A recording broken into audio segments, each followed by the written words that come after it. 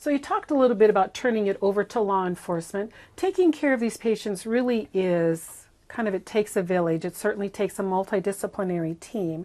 And I know that you sit on the local SART here. Can you talk a little bit about how that helps in the long term take care of your patient? It makes sure that all of the people who are involved in this, so in a SART, we have our advocacy center, we have our SANE nurses, we have our prosecutors, and our local law enforcement agencies. And we make sure we're kind of all on the same page in how we want to move forward with these cases and how we want to make sure our victims feel that they're cared for. And it kind of keeps us accountable, too. And it keeps us accountable to our patients or our victims, depending on what entity you're working with or for. Because if I happen to say something inappropriate during an exam and it makes it back to the SART board, I get called under the carpet, as I should. And same with any other agency. If law enforcement says something that the patient then brings back to the advocate, we have a discussion about that and making sure that we are all using the same patient or victim-centered care that is trauma-informed. So I think in the end, it gives us a stronger practice, and there are studies that show that they actually have better prosecution rates when you have an active and healthy SART, because the prosecutor is involved with everything from the beginning, and they're familiar with everybody's policies, and they know what to expect when something makes it to their desk. One of the things that I've had a privilege to be part of is the statewide sexual assault team that started out with the KID initiative, if you will, but it has evolved into so much more with the improvements in what we are doing with processing kits and providing officers with a better understanding about why we are doing that. That's another thing that when I was younger in my career, I always thought a kit was about finding that forensic evidence that was going to help me move forward in a case. And when I had a victim and a suspect both tell me that there was sex, I was like, well, the kit's not going to tell me if it's consensual or not. There was not really a lot of training and information about, building a database to help us identify the serial nature of these offenders, because we didn't understand that as much either, and why we should be, for every victim, providing this and not just discounting it because we couldn't prove consent. But that's been a complete mind shift around the state as well. And I think there's been some success in that because I hear that when I travel and I hear that when I talk, it's becoming the norm, if you will. And that's the way it should be, where it's not so much of a resistance. And you have been very active, both yourself and bringing in other partners, law enforcement partners, into that statewide working group. Your contributions have been so valuable to that group. And that group has shaped a lot of things. You've been involved in writing legislation and advocating from the law enforcement perspective. Maybe talk to us a little bit more about that and why that's important to you and why that's important to law enforcement. So one of the big things that struck me, this was before I was on the state team, was having somebody who was actually doing the work in the field, who understood the investigations, who understood the timeframes, who understood the restrictions, or when victims were saying, please don't tell anybody, I just want this documented, I just want the sexual assault kit, but don't go forward or don't go talk to this person. And we're like, well, how do we get a reference sample? How do we talk about the fact that sometimes we're trying to do other investigative steps that impact timeframes? So we needed to have that conversation as a team. And so being able to do that, I thought was incredibly beneficial. And then just taking what I was hearing from my team, because I was sharing with them what the statewide team was doing and talking to them about their experiences and bringing that to the team. And anybody else in law enforcement I could talk to about it. And I just think when you have people who are doing the work on the ground, boots on the street as they call it, not necessarily the administration and supervisors, because aren't as familiar with those investigations. I think you always have to have that perspective because it's a different perspective. Well, I'm so glad you brought that out, because we did make a deliberate effort to make sure we had chiefs there, make sure we had sheriffs there, but also make sure we had detective level, supervision level, people that were actually doing the work so that they could tell us, the problem with getting a reference sample at this point is this, and the problem with this investigative technique is this, making sure that we didn't make poor state law or poor state policy based on not understanding the perspective of law enforcement. You know what was also great about it is, as it should be, law enforcement got to hear other people's perspectives. They got to hear, and we should always be listening, especially to advocates who work all the time with victims. We need to hear that perspective. We need to hear what they're hearing from victims. We need to be listening to victims, to what they want to, you know, that's one of the key things we do at the Family Justice Center, and we've done it since we opened. We partner with Boise State University to evaluate. We didn't want to just say, these are our goals, this is what we're going to do. We wanted to know if we were meeting our goals. So we're actually in that process again. This is our third or fourth full evaluation, but we've done smaller evaluations, and those evaluations are from victim input, from partner input, from system input. You know, are we really making a difference in prosecution? Are we really impacting recidivism? So we've looked at a lot of different things like that. And that was actually, even in that gender bias initiative, that was another crucial thing that I wrote into my grant, was evaluation.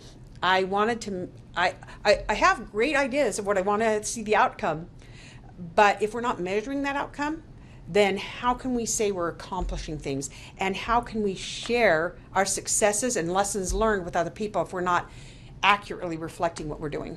I mentioned earlier how valuable an MDT, a multidisciplinary team model, is, and being able to have the people who are going to be the key players in that response. And that SART response is really that immediate response. You know, we're talking about, you know, they're needing that sexual assault kit done at the hospital, and we don't want all these silos that victims are having to experience, that are not communicating with each other, that are making this process more difficult for victims.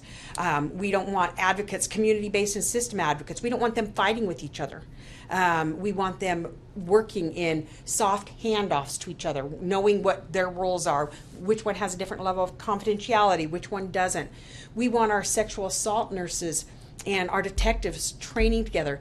I actually, many years ago, I went through the sexual assault nurse training, because I'm like, I'm doing these investigations, I need to understand this. I want them to hear from cops while we're kind of going through this.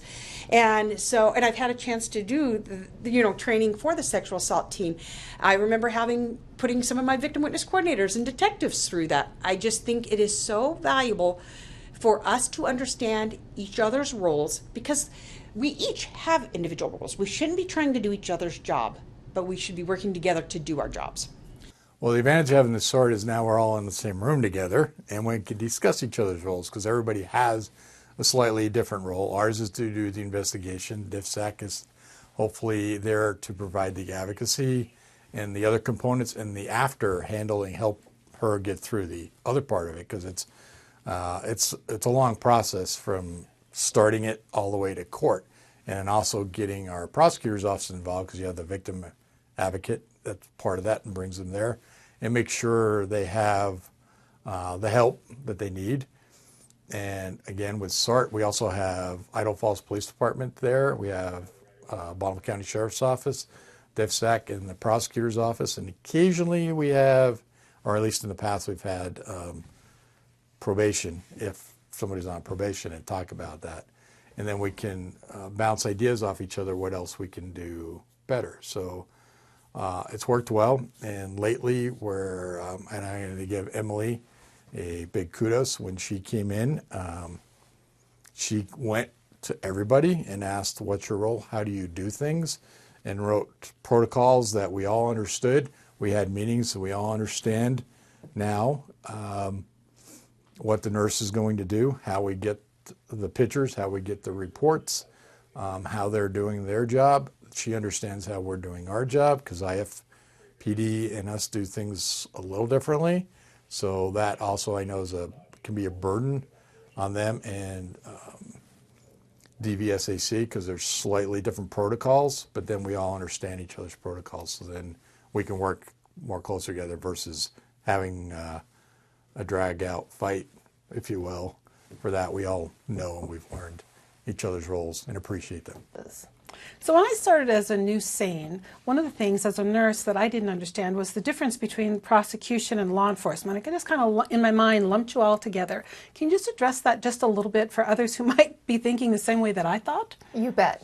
So law enforcement really is the investigative arm of things. They get the intake of the crime, they go do the interviewing of witnesses, evidence collection, and things like that. And then what I personally like is when they present all that to me in a gift wrap package with a nice poofy bow on top, because my job as a prosecutor is to tell stories to a jury.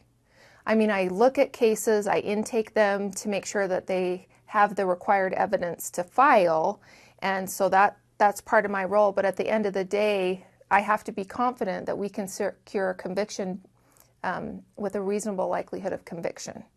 And so there's different standards that we go by. You've heard beyond a reasonable doubt at trial. Well, I don't look at a case exactly to say, is this a beyond a reasonable doubt trial, evidence-wise, will that beyond a reasonable doubt? But I do have to have a reasonable likelihood that it's going to be beyond a reasonable doubt, because that's always, once you hand a case to the jurors and they go in a room, that room is shrouded in mystery, and the discussions and the logic that they use, I don't know. Nobody really knows. So, but we do have to be confident enough that we could prevail at trial for us to file the case in the beginning. So that's a different standard than law enforcement. If they arrest someone, it's probable cause. So probable cause is like 50%, beyond a reasonable doubt, whatever percentage you think that is, because it's not defined. But, so we have a different standard in filing a case that law enforcement doesn't arrest on. So my job is to review evidence and make sure that what is going to be needed at trial is there. But then my job is to persuasively tell a jury why they should find someone guilty of the crime they're accused of, if that's what the evidence suggests.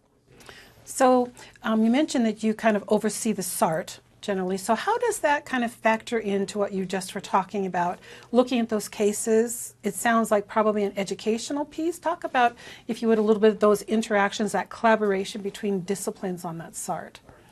So, and we do have to, and one of the things we're looking at in protocols and meeting together is opening the lines of communication so that we can, if I have a question, or if any attorney in our office has a question about a case, we just call up the detective.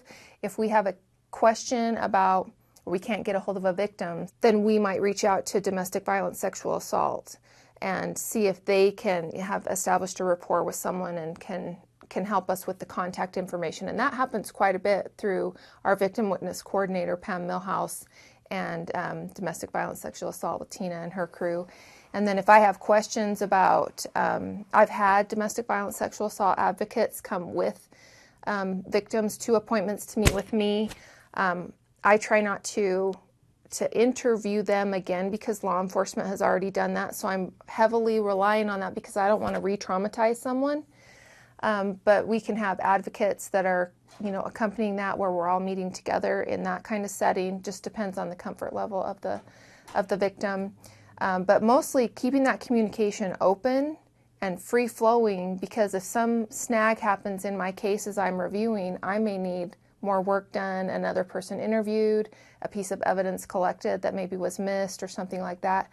And so I'm heavily relying on the investigative arm to make sure that as I'm doing my presentation, I have everything I need. I'm heavily relying on the advocates, because if, as sometimes happens, a victim doesn't want to cooperate, gets nervous, something like that, which are all very normal responses in the spectrum of responses that a victim could have in response to sexual assault, I might need to heavily rely on Domestic Violence Sexual Assault Center to help do some comforting and some accompanying, so that someone feels comfortable and feels supported in the process. And so as someone who's been doing this for a little while yet, perhaps not 20 years, but for a while, if you were talking to a prosecutor who doesn't yet have a SART in their county, and we have a few of those yet in Idaho, what advice would you give to them? What would you say about the importance of a SART and how you would start that process? First step is just get it on the calendar. Just put it down and then make it regular. As far as why you should have it and the value of it, I can't think of a better way to expose all the people that are working with victims of sexual assault to each other, so that there is a rapport, so there's a knowledge. So I can go, if I need to contact Detective so-and-so, I have a face to Detective so-and-so, and I have contact information, and I know the entities, and I know the supervisors. So if I can't get a hold of somebody, I know who I can call to leave messages for that person and things like that. So it just facilitates the lines of communication, especially. Now, what else does it do? You get a look at the big picture of what's going on in your community. You get a look at all the issues that are unique to your community, some that you can pull from other areas and say, what if this happens in our community? How will we deal with it? You get to be a little forward thinking and more wide view look at your town and what you can do for the issues that you're facing or that you potentially could face. Some of the challenges was confidentiality.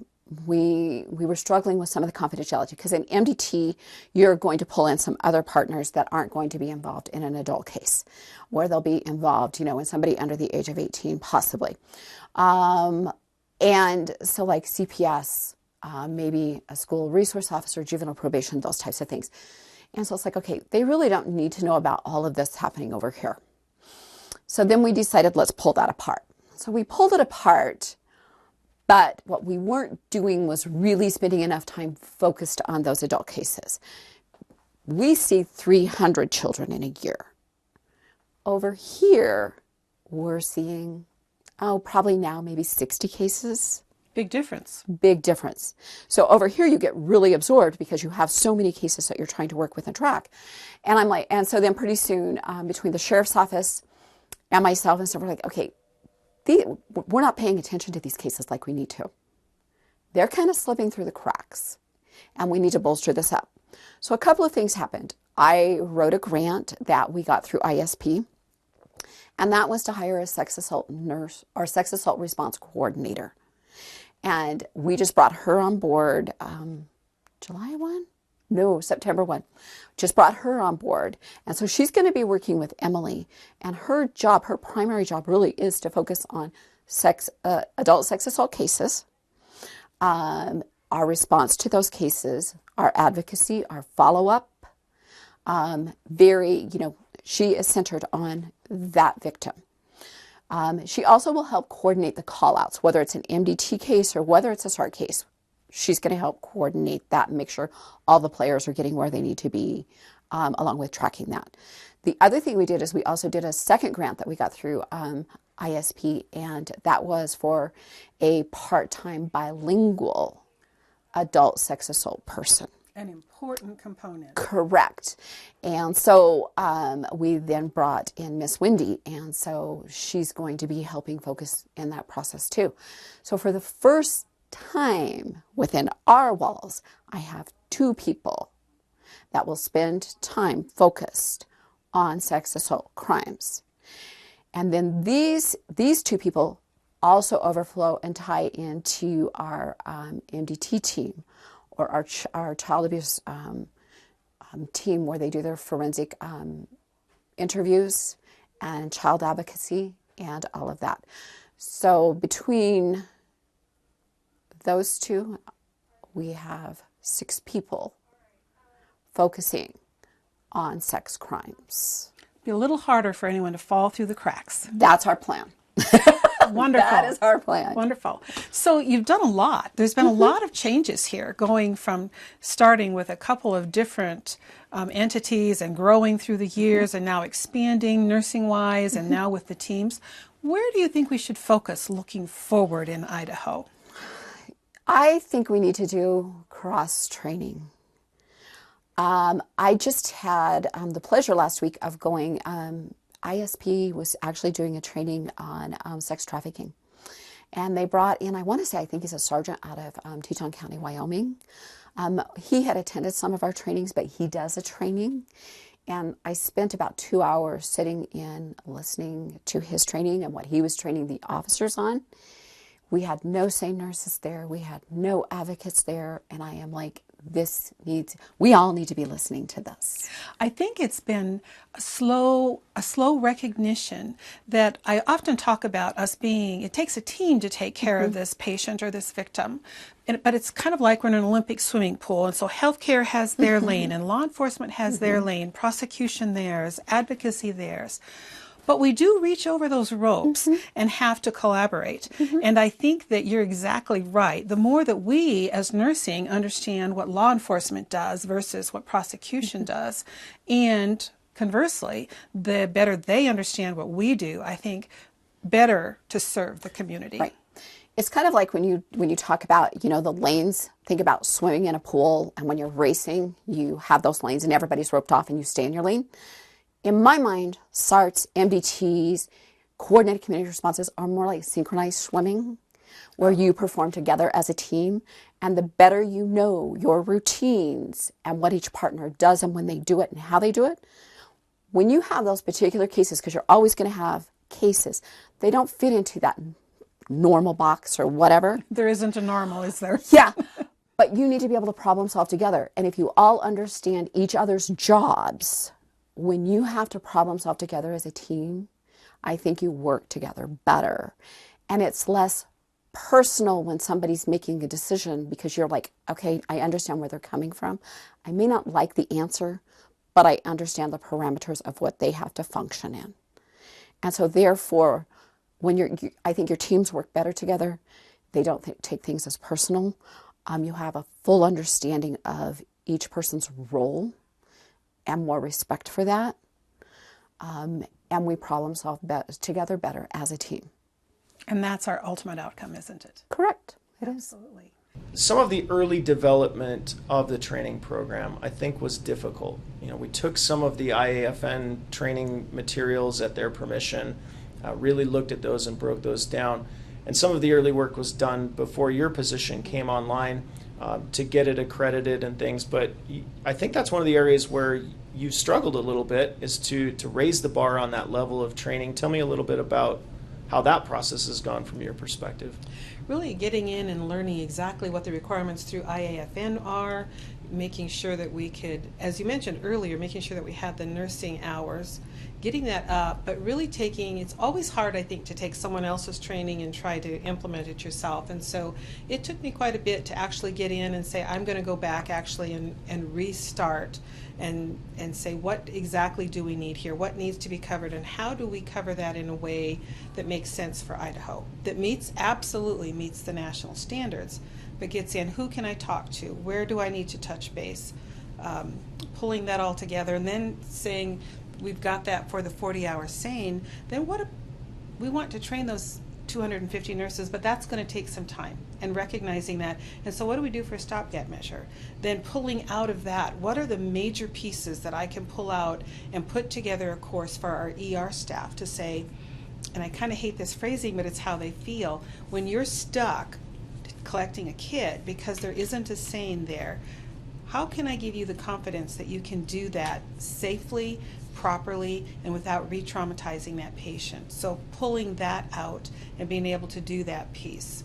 So really, and during all that time, quite frankly, when I started this position, I wasn't certified as a SANE. So during that time, that was part of that challenge too, pulling that all together, making sure that I touched base with the people who really knew a lot more than I did at that point in time, while at the same time I was working to become certified myself. And I think that was one of the struggles that we had early on, was we wanted to obtain someone that had their SANE A certification. We were successful the first time we had this position, and the first individual that had this position did a really fantastic job about getting things running and rolling, and then she took a role elsewhere in our state with one of the clinics that's doing a fantastic job with the collection. But we struggled in hiring her. We struggled in hiring you to get nurses to apply for this position. It is a little bit of a weird nexus in a nurse being part of the forensics laboratory, essentially. So maybe tell me a little bit about your journey in being interested in applying for the position and some of the struggles that you had early on. My personal experience is labor and delivery, as you know. So for 42 years, I took care of mothers and babies in one arena or another. And then through a series of life changes, wound up not doing that anymore and saying, well, what am I going to do now? And actually, my daughter-in-law works in a section of ISP and called and said, hey, Mom, there's a job here you should look at. And I'm like, honey, I'm not a cop. She's like, no, they need a nurse. I'm like, really? And so I called and talked with HR, and Michelle there really piqued my interest. Number one, I had been a nursing director for over 30 years, and so program development, of course, is a huge piece of that. And to know that I would have the opportunity to start almost at square one. As you mentioned, my predecessor had done a lot of work, so I wasn't really truly square one. But starting way back at the beginning and being able to look at that when you said, Deb, take this program and make it your own. For me to be able to really learn about what sane nursing is, what forensics is, and learning, I think one of the bigger challenges was melding nursing and forensics. And I think we struggled a little bit initially, but I think we've been able to do that highly successfully. It's actually kind of fun when I sat with our forensic scientists, who are amazing people, by the way. And she'd say, Deb, why on earth, look, and she'd shake out an envelope and say, they sent me 9 swabs. And I said, I can tell you exactly why they sent you 9 swabs. They want to make sure they didn't miss anything. And she says, yes, but now they've diluted it and we may not find the DNA. So it's been a fun piece for me to be able to say, I can explain that, and now I can take the forensics piece back and explain it to nursing and help them understand. So I think it has been very, very, it's been a fun journey. It's been a lot of learning. And that was a very deliberate step that you and I took, in recognizing that your connection with the forensics laboratory was going to be important. And I remember early on, I think you might have thought I was crazy, but we had you go to every section of the laboratory and spend time working with the scientists, not only just the DNA unit, but we had you go and talk to the chemists, we talked to the toxicologists, the latent print examiners, so that you could really get connected with the forensics laboratory. I think that was a lesson learned from the first individual that had the position. There was a little bit of friction between the laboratory and this nursing position. They didn't understand, why are we hiring a nurse? How does she fit into the laboratory? And so I think we were more deliberate with your training to make sure that we forced that almost, forced your time in the laboratory. And not that it was a bad thing for you, but tell me about your journey there, how you found that, and was it helpful? It was helpful, although initially I probably did think, I wonder what Matthew's really thinking. What am I going to learn in latents? And do I use exactly what I learned in latents? Not necessarily all the time. But there are times that questions come up and I think back to something that I've been told. And so it was very, very helpful for me to go through and learn about a field that's completely foreign to me. But then nursing has some of the same components that forensics uses, and so be able to pull those all together. And it really, by the time I went through all of that, and it took several months to go through all of that, spend all that time with them, and finish up with the DNA folks, it really kind of melded. It gave me that strong foundation in understanding forensics at a non-nursing level, which really then helped me be able to meld those two together. I think it forced a little bit of the cultural change in our organization as well. You have knowledge of who to go to for what topic when you have something come up. We're revising the guidelines. You're able to go and talk to the right person that would have that information, be it a crime scene responder or... Absolutely. And there has been very few classes that there hasn't been a question come up that I haven't said, I'm not quite sure, but you know what? On break, I'll get on my computer and I'll email one of the scientists and we'll have an answer when we come back this afternoon. We've done that several times. Tell me a little bit about some of the struggles that both large and small hospitals have. And that it really is a struggle, even for our larger hospitals. Here in the Boise area, we do have our FACES program, and they respond to several area hospitals. So it is, but even that program isn't covered 24/7. We right now do not have any program that's been able to staff 24/7, even utilizing call. Now, Kootenai Health in Coeur d'Alene is actually opening a forensic nursing department, and their goal is going to be, I'm very excited about this, because their goal is to be staffed 24/7, and they will respond to all forensic calls. So not just that sexual assault patient, but the strangulation patient that hasn't been sexually assaulted, any gunshot. If there's any kind of wound pictures that need to be taken, those forensic nurses will respond to that. So I kind of look at that's going to be the Cadillac across. Then we have places like Salmon, that it's your 2 nursing directors or your vice president of nursing and 1 nursing director that are pulled away from their administrative duties to take care of anyone who comes in day or night. We do have a couple of child advocacy centers. We have 1 women's clinic in Idaho that is beginning to do collection now. We have a couple of other sites that have a central non-hospital base that covers several hospitals in the community. So you're right, each community says what's going to work for us. And the larger places face some of the same issues and for staffing, how do we get somebody there all the time and not pulling? Our smaller hospitals, of course, struggle even more, which just makes it all the more amazing to me that we have these new sites coming up and that they are committed and saying, we know it's going to be a struggle. We are pulling on, at this last class I just did, it was their quality nurse who's being trained as a SANE and is probably going to take the lead for that program. So adding 1 more hat. In small hospitals, you wear many, many hats. And adding 1 more hat to be able to take care of this patient population in their communities. So we've gone from probably 3/4 of the state of Idaho geographically not having any ability to do collection to having dedicated forensic nursing programs at some of these hospitals, and some of our very rural and small hospitals having trained SANE nurses. We have 13 certified nurses across the state. Most of our programs try to have a certified nurse who runs the program and then trained SANE nurses past that. When I first started, that was another thing that I really heard, is like, it's almost impossible to get someone to be certified in Idaho. But I think that came from a misunderstanding of what IAFN requires, and so that is part of what I teach. And I say, I really want each one of you in this class to become certified. I think that it speaks to the level of professionalism, to your level of additional training and knowledge, and it really can be done. People seem to think that you had to have an initial number of sexual assault exams, and that's not true. You have to have a set number of call hours, and I said, ladies, it's 25 12-hour shifts of call, and you've met that. So it really is the knowledge, and you're smart. You can do this. You've taken this training. Here's other resources for that. I actually started a state study group for people who were interested in taking the certification exam. So we kind of divvied up some reading, then we'd come back and talk about that. So my goal, and at first I was like, 13 nurses in the whole state? It's actually very normal. Washington doesn't have very many more, neither does Montana, Nevada. The rate of certification is low.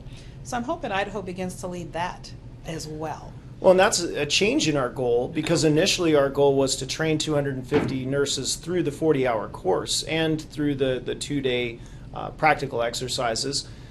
But our goal was not to have them certified. And I think now our goal has changed to, we really do think it's possible to certify more nurses, which we've always required certification for our scientists in our laboratory, and we've done so because it does communicate a level of commitment to the science, to the profession.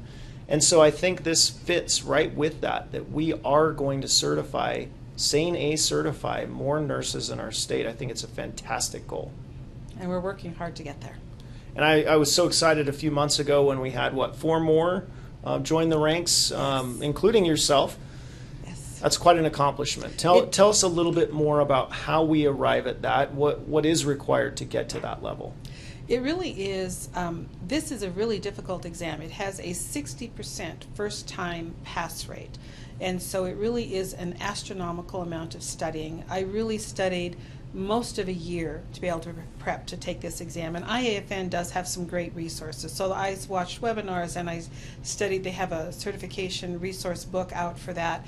And I talked to SANEs. And then of course the hours that I spent doing my own personal clinical call and working with other SANEs, really picking their brains.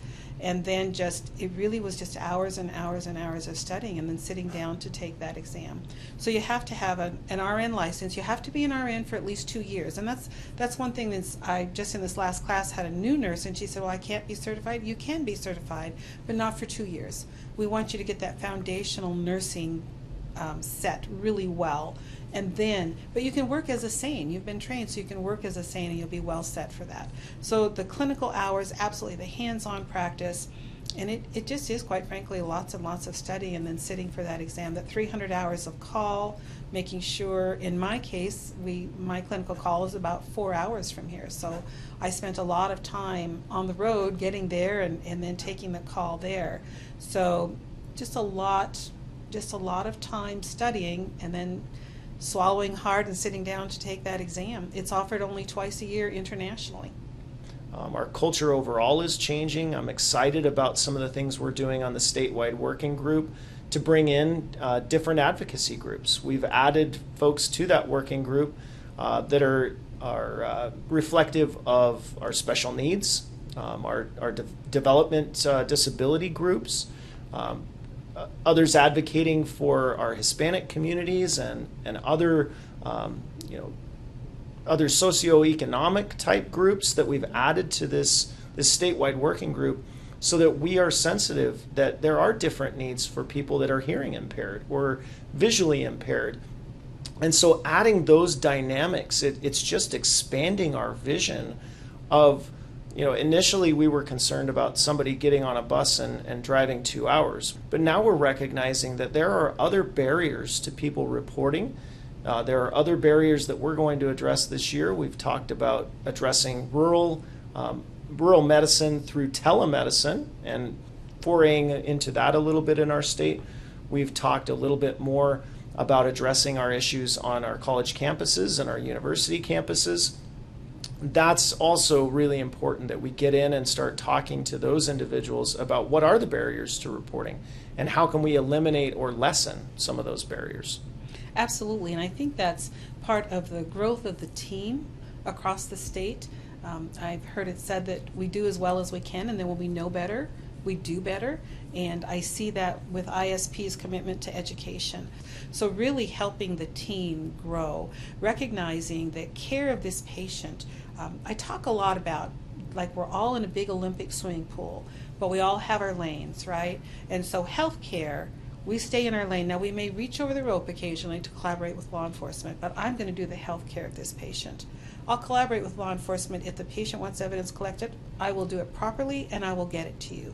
Law enforcement stays in their lane, advocacy in their lane, prosecution in their lane, but we're all now beginning to reach across those ropes and collaborate and understand better how taking care of this patient isn't just my discipline. It is multidisciplinary and it's large, and as we focus on really taking care of that patient in a multidisciplinary way, just like you said, we recognize, oh my, there's another facet to that. What about our hard of hearing? There's another facet to that. What about our patients who don't speak English? That's something that we haven't really historically needed to worry about in Idaho, but it's becoming an issue.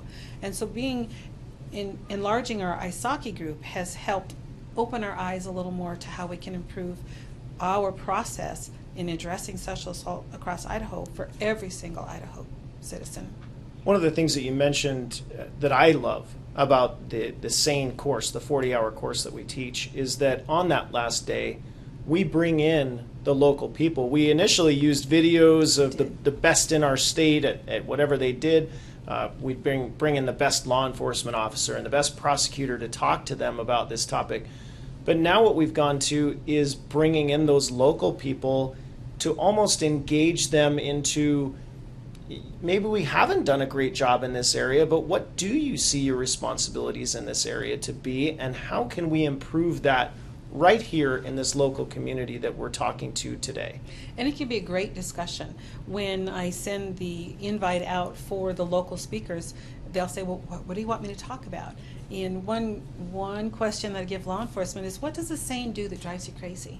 And so it really can begin to open some discussion at that community level and provide an opportunity for me to educate law enforcement on healthcare, for law enforcement to educate nursing on what they do and how do we work together. So it's really, we're having some really interesting conversations across the state, and you can really begin to see a culture shift.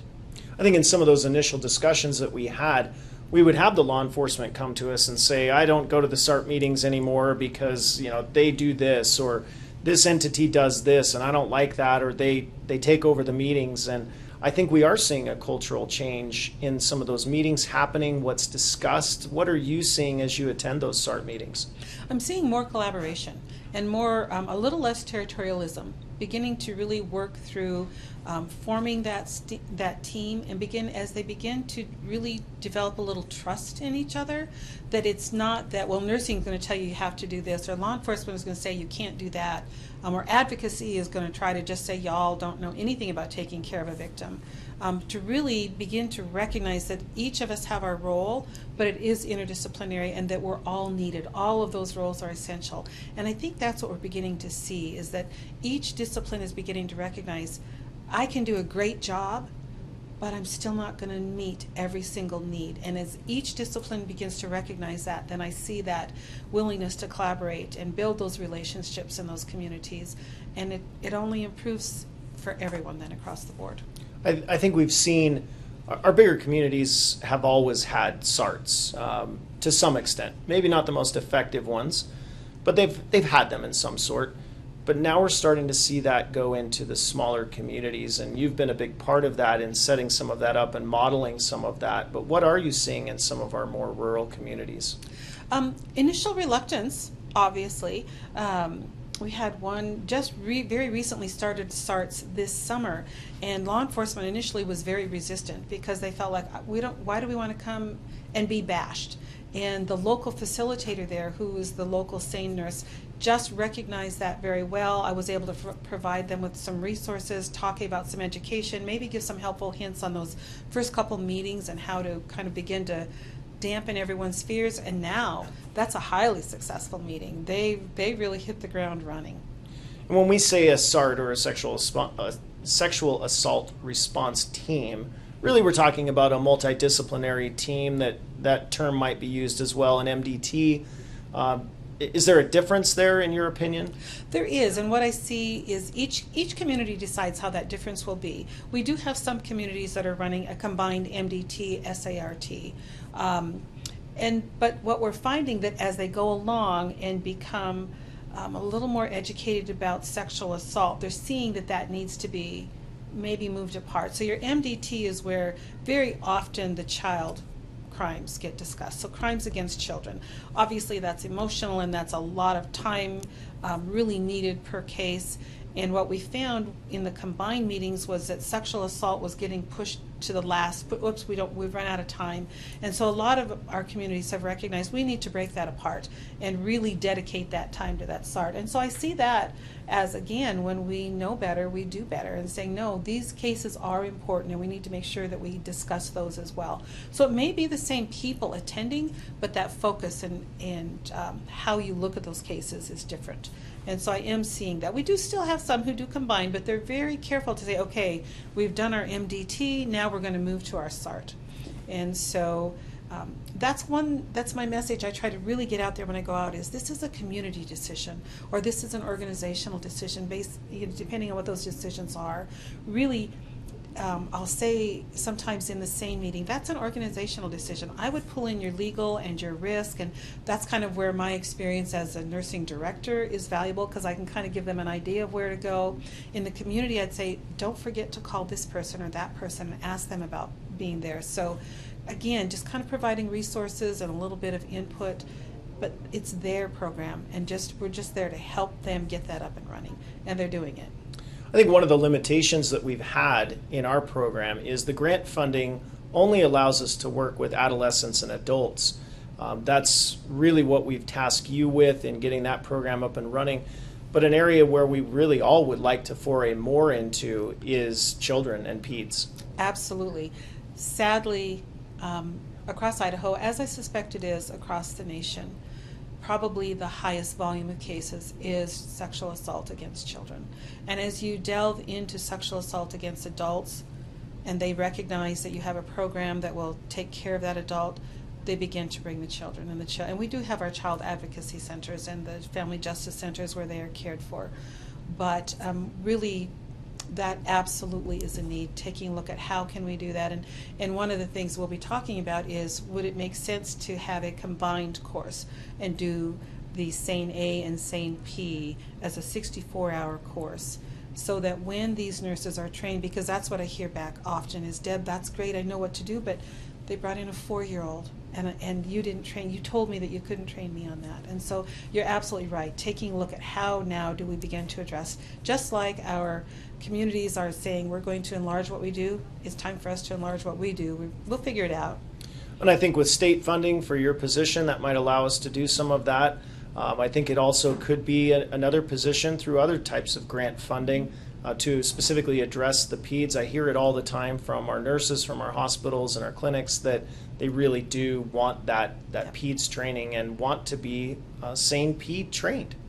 And I think that's just when you recognize you have a problem and you begin to address it, all of a sudden you're going to realize the other pieces that are there. And very quickly it's become apparent that we need to be able to have the ability to take care of the children of Idaho as well. And I'm pleased that our statewide working group on this issue, it's been long established now. We're many years in on this, but it continues to grow. And I think success breeds more people being interested in the process, more people being interested in coming in and contributing. We've added researchers, and we'll talk more about that tomorrow, but having those researchers as part of that team, having others that are almost in a way ancillary, but also very directly applicable to this, has benefited us. And I think we'll continue to grow that team, even though it's not a state mandatory team. It's not anything that anybody is, they may be paid through their day job as a state health or state police or some other entity. Many of these people are volunteering their time. They're not being compensated to come in and participate on this working group. And I think that does speak to the success where people recognize the value, and these are busy professional people who work a lot of long hours doing a lot of stressful things, and they're saying, you know what, this is important enough that we're going to make sure that this continues. And when people step off, they make sure that they have a successor. So absolutely, I think that the value of that team is very well recognized and appreciated across the state. It hasn't gone without struggle to try and get people to participate. But now having doctors, lawyers, nurses, we have, even to the extent of we've got judges, representatives of our Supreme Court, state police, Chiefs and Sheriffs Association members, detectives, victim advocates, advocates at law enforcement agencies. We've got our statewide working group on sexual assault, or our state advocacy group on sexual assault and domestic violence that participates. We really have expanded this team to include anything that we could think about. And I love those meetings. We try and hold them 3 times a year. I love what comes out of those, because there always is a strategic plan leading to more initiatives, to more training, to opening our eyes to areas where we never even thought of going 4 or 5 years ago. So I'm excited about what our future brings on our statewide working team. I'm excited about what's happening in our local communities. It really has been a journey. I've appreciated being able to talk to you today, because I've realized not only have we come a long way, but how far we still have to go in this journey. And I have a base that we will be successful. Not easily, but I think that we recognize there will be some challenges, but we're committed to overcoming those. We will be successful. I agree. I appreciate all of your hard work on this program, because it doesn't happen without dedicated professionals and individuals like you and others that are on our statewide working group. I want to thank all of them for all of their work over many, many years to make this issue better in Idaho. Thank you, and also the support, because you're able to do these things. I'm able to do these things because of the support behind us. Absolutely.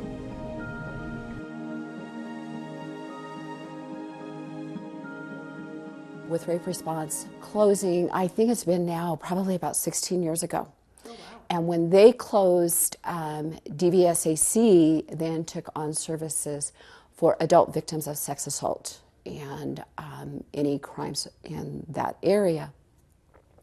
We essentially started working with sex assault nurse examiners who were based out of our hospital, and they said, would you take the same program and would you house that under DVSAC?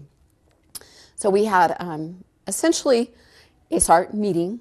So we sat down with the prosecutor's office, law enforcement, DVSAC, the medical professionals, and said, can we do this? Are we comfortable? Are you comfortable with this? Because in the end, I always have to keep in mind whatever we're doing with cases, that prosecutors have to be able to take this to trial.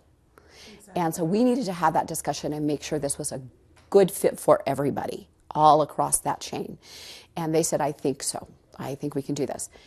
Hence the SANE program came in under DVSAC. The nurses became part-time employees, and we've had a lot of growth in that program.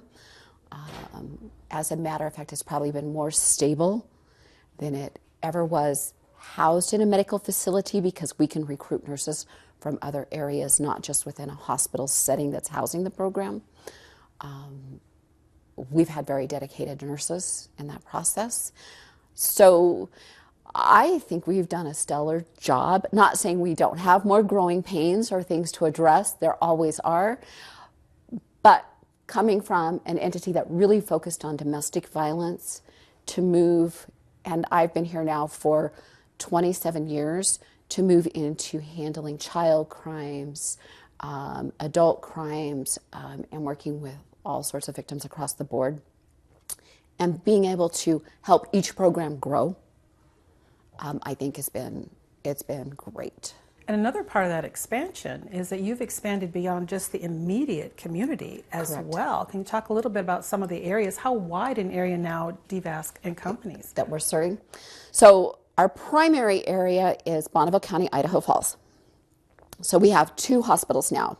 We have ERMAC, and then we have Idaho Falls Community Hospital. So our nurses will flow into those areas if they have a patient. Because that was one of the things, when we started looking at taking on the SANE program, I did not want to have patients or victims, survivors, whatever term you use for them. I didn't want them to have to move and come to DVSAC to do an exam. I said, I want our nurses to travel. They need to go to the patient. This person was already brave enough to walk through a door and talk about this crime. We need to go to them. So we started with ERMAC and having exams at DVSAC. We eventually expanded into Madison County and the Rexburg area and go to Madison Memorial, which then will sometimes encompass some of our outlying communities in smaller areas, up Fremont County, Custer County. If they're coming in out of those areas, they will come to Madison Memorial. It's closer than traveling clear into Idaho Falls. We have been to Steele Memorial in Driggs. We have, this past summer, spent quite a bit of time over at St. John's in Jackson Hole, Wyoming. And as a matter of fact, today, we actually were called over there to do a forensic interview on a child. So, you know, we have these services. We've provided support. Well, we've been into Salmon, so Lemhi County. We have provided backup in Bingham Memorial, Portneuf, down in the Pocatello area. And our goal isn't to serve all of these areas constantly. Really, our goal is to try to help, especially like Lemhi County, these counties that are small and extremely rural. If they have a hospital, help them form a SANE program there.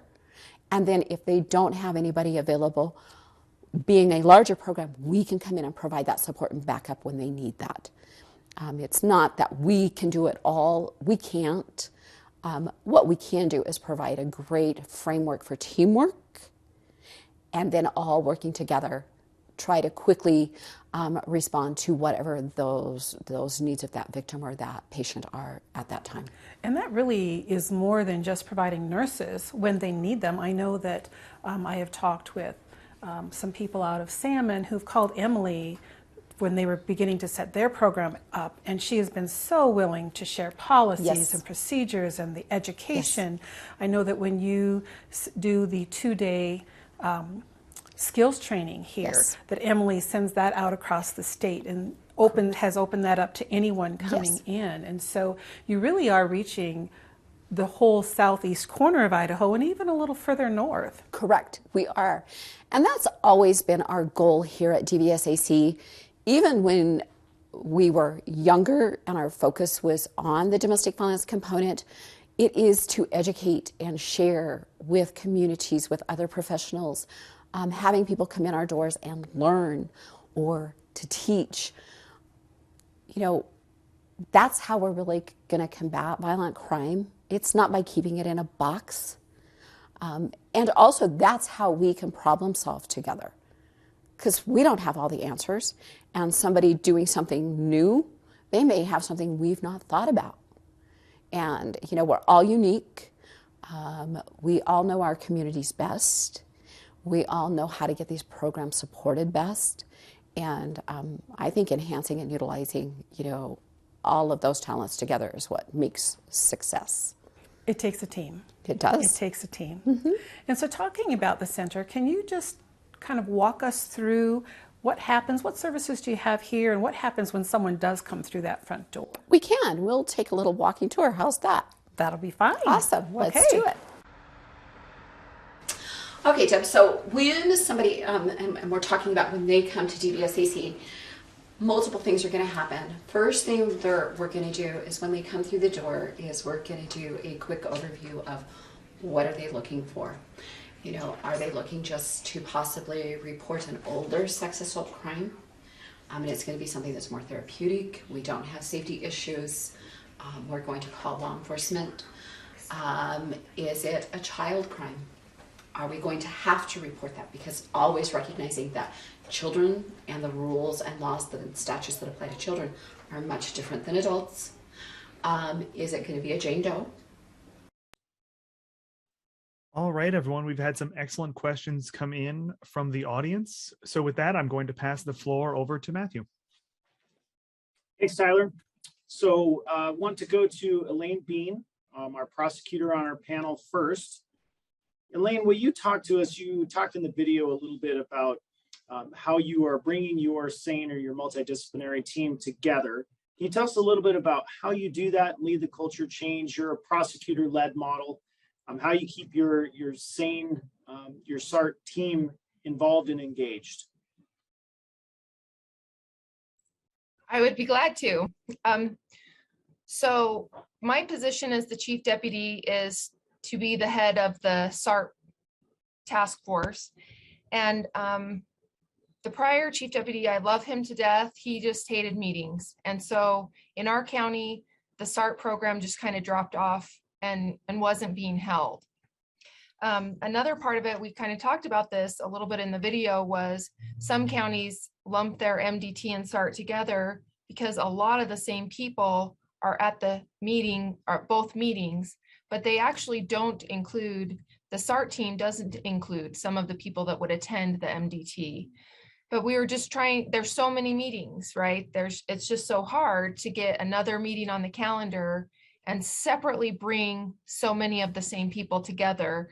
So what we did was we just calendared it after trying a few other things, I will say. We calendared it in advance of the MDT meeting. So we just meet before MDT, and then when it's time for MDT, those people can come into the room and participate in that portion of things.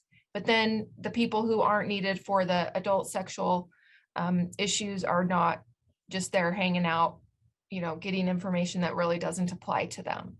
So when you talk about, that's just kind of the struggle that we had a little bit at the beginning. But when you talk about how to keep people engaged, I think first and foremost, the person in charge has to make it a priority and has to communicate that it's going to happen and that this is a priority for them or for me. And hopefully in the diligence through calendaring it, through attending, through sending out agendas in advance, and then taking it serious when you're there, that communication is given to others. The really lucky part about our SART, I know from participating in it, all the people in it truly care about what they're doing, what their role is, and they want to do the best for the victims that they are coming across.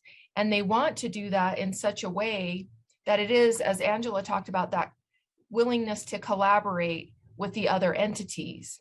And so if someone doesn't care and there's an apathy towards it, it's going to come across. And it's going to be hard to get a person to attend and be engaged in the meeting when they are attending. And luckily, we don't have that problem because everyone is very invested in good outcomes for the people that we serve in Bonneville County. I think that through that attendance, that communication, that collaboration, both in and out of the SART meeting, as the relationships are developed, the other thing that develops with that is a trust in our partners in the SART program. And so when we have separate issues, I just had to, I'm going to use this example, although it applied to a child. You know, I had some questions on what Emily, our SANE nurse, had written, and some questions about what her conclusions meant. And I could just call her, I could hop on over to her office, she could pull up things, and we could literally just go through what she talked about. If I have a question on a case, I just call, you know, the detective assigned, and if I'm like, you know what, this case would be really good, but I'm missing this piece of information, I want you to give one more try to talk to the suspect and see if there will be any disclosures. Can you just give that one more try to go ahead and contact them? You know, they're always willing to do that. And then I will say, it wasn't part of your question, but I will say one of the challenges, or I guess one of the wish list things that I would have is it would just be very nice to have our major players housed in the same building. Our Bonneville County area is sort of like a campus. And so there's a building for this and a building for that and another building over here for this. And so it makes it less ideal for really fast communications. It used to be when our prosecutor's office was housed in the courthouse, and so was Bonneville County, and they still are, Bonneville County Sheriff's Office. I used to literally go out the prosecutor door, around a corner, down the hallway, and I was in Carl's office. And now I have to walk through a sketchy back alley in my nice shoes and go into a different building, and, you know, use my badge everywhere to get me through all the locked doors and to make it to his office. And still and always, the DVSAC building has been a little bit far apart. So that, I think that if someone had the ability and the financial resources, which is hard with taxpayer funds, to have a place where everything is housed together, I think victims just benefit so much more from that closeness and ability to communicate, and not dragging them all over the place. You know, we have a victim come to DVSAC, and then they have to maybe go to law enforcement, and then they have to also go to the hospital, and then they have a separate trip to the prosecutor's office. And that's a lot to ask for someone who's been traumatized through the actions of someone else. I love that answer, and lots of great advice and great ideas. I want to go to Angela, another question coming in from Andrea, talking about training for our crime scene investigators. So in our state, what I will tell you is that because we do have a lot of rural areas in our state, we have a lot of agencies that don't have crime scene investigators assigned to them. They have, you know, their patrol officer is their crime scene investigator, is their detective, you know, they do multiple roles. So any of the training they're getting is beneficial in that area. But I think in agencies where there are crime scene investigators working in those agencies, that there are a couple of different things that need to be thought about regarding training for them. So they're getting their should be with their crime scene program and with their supervision within their agency, should be getting specific training regarding documenting crime scenes, measuring, diagramming, and all of those things are going to come into play in the evidence collection on sexual assault. But they're working with victims specifically who have been impacted by trauma. And whether that is, they're the first ones out there before detectives get there, before somebody gets transported to the hospital. I think that training is crucial for anybody. Trauma-informed training is crucial for anybody who is working with victims. But I don't know, I personally don't know of a specific program just for crime scene investigators on sexual assault cases. I think that and most of them are encompassed in with other training on sexual assault. So it's key that you're getting your crime scene investigators to sexual assault training. Thanks, Angela. I want to take one more question in this segment. We've got a lot great ones coming in. Keep them coming in. We'll keep addressing them. So I want to turn to Deb. Talk to us a little bit about advocates and their role, and also the role of training SANE nurses. Question coming in from Nancy. All right. Advocates are absolutely excellent, and they're vital to what we do as a SANE nurse. And the question was, looking at the dearth of SANE nurses, would it make sense to look at training some of our advocates? If I'm reading that question correctly, and if I misunderstood, let me know. But it looked like they were asking, could you look at training advocates to help collect those kits? And the national recommendation is that that needs to be a medically trained person to collect that kit. And the reason for that is that you are doing sensitive medical examination. We're going to look at that patient head to toe. We're going to inspect every inch of that skin, and collecting vaginal and anal samples requires a medical intervention. So one of the first things I always say to my SANE nurses in training is call your advocate, call your advocate. In fact, as part of victim-centered care, I always say the victim or the patient is absolutely the one in charge. You get to tell her what you can offer, and she says A or nay to each piece of that. My only exception to that is calling the advocate. I really tell them, don't offer to call the advocate, because when you do, very often the patient, they don't have an idea what the advocates can do for them. They think it's one more person they're going to have to talk to. So they'll very often will say no. So what I teach the nurses is call the advocate and tell the patient, I've called Jane in, she's the advocate. She's going to talk with you about what she can offer. And then after you've talked with her, if you don't want to see her again, that's fine. So the patient will still be in control, but we've got to get the advocates in the room to do the role that they do, which is vital. Great answer, Deb. Tyler, we're going to come back to you for the next video segment.